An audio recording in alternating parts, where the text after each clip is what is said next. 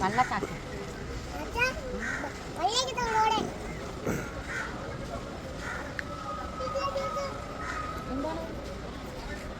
വണ്ടി വണ്ടി കൊക്ക് കൊക്ക് കൊക്ക് കൊക്ക്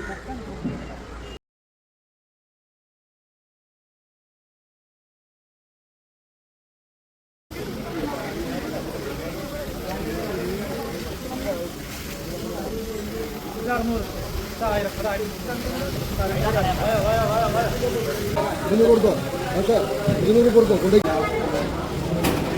ഫസ്റ്റ് ക്വാളിറ്റി സാധനം കൂടാ ഫസ്റ്റ് ക്വാളിറ്റി സാധനം